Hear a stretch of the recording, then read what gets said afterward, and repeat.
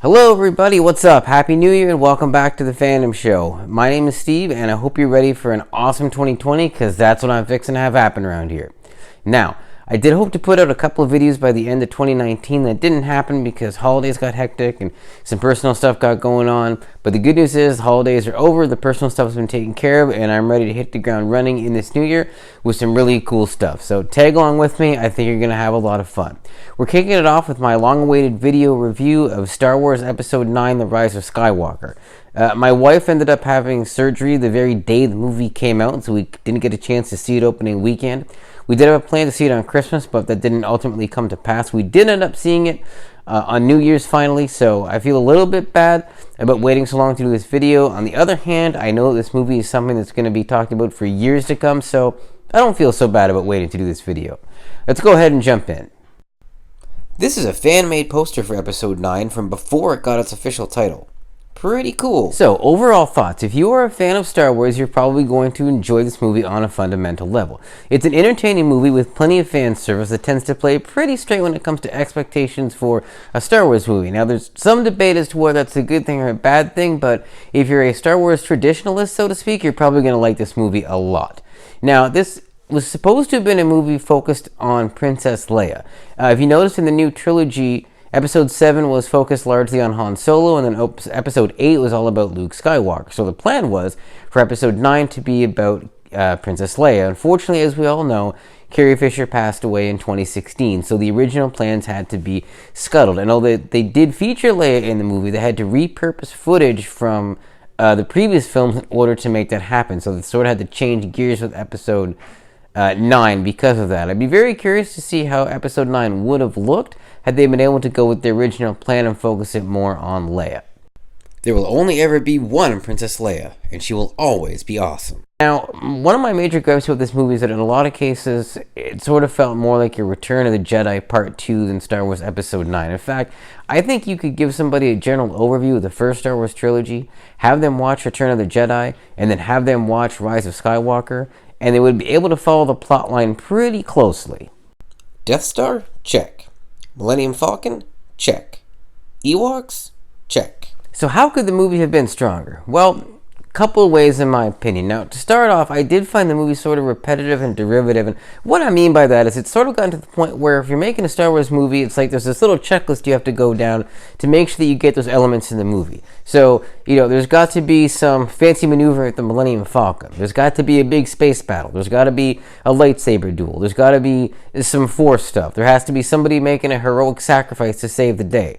The list goes on and on. Now, all those things are great, and we've seen that in plenty of Star Wars movies before, but I don't like this notion that you have to have all of those things in a movie to have a good Star Wars movie. I think, if anything, for example, Rogue One proved that you don't, because it broke a lot of the traditional Star Wars storytelling guidelines, if you will, and it's regarded as one of the best Star Wars movies that was ever made.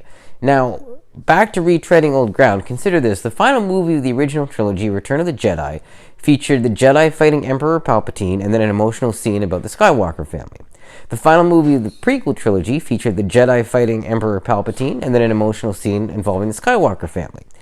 The final scene of Episode 9 featured the Jedi fighting Palpatine and, yes, you guessed it, an emotional scene involving the Skywalker family.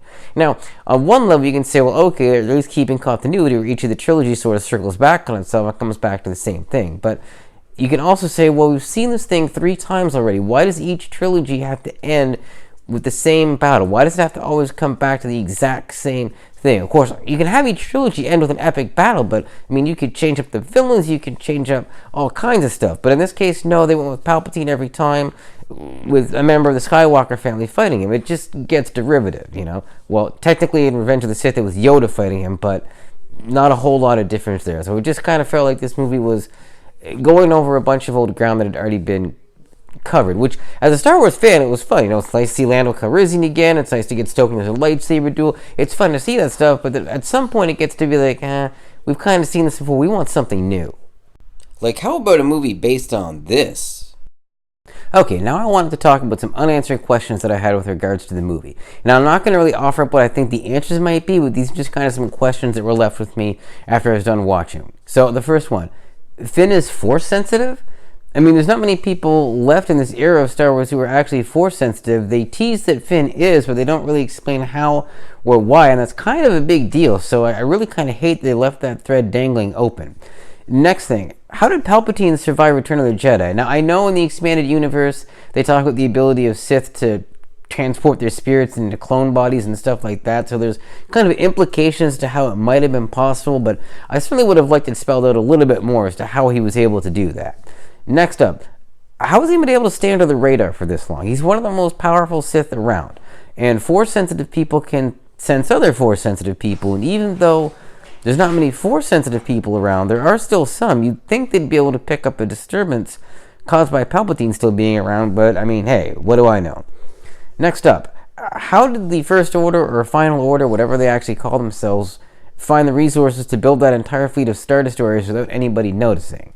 Now, I get that they put it somewhere that's very, very hard to get to, but you still would have had to get the resources there in the first place, and you would think that somebody would have realized, hey, there's a lot of material going to this strange place for goodness knows what, that might be worth looking into. Apparently nobody gave it much thought. And last but not least, when did Palpatine ever have kids? Suddenly Rey is Palpatine's granddaughter, but we've never known a thing or two about Palpatine's children, and I mean, he's been basically doing the Sith Lord thing for about 40 plus years as far as the Star Wars chronology goes, so when did he have time to have kids, and who are these people?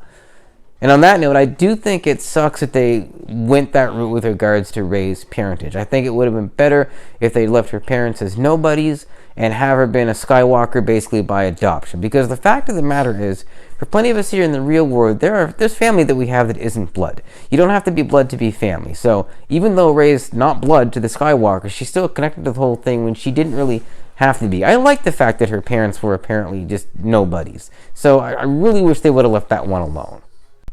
Rey was already a great character with a good story. If it's not broken, why fix it?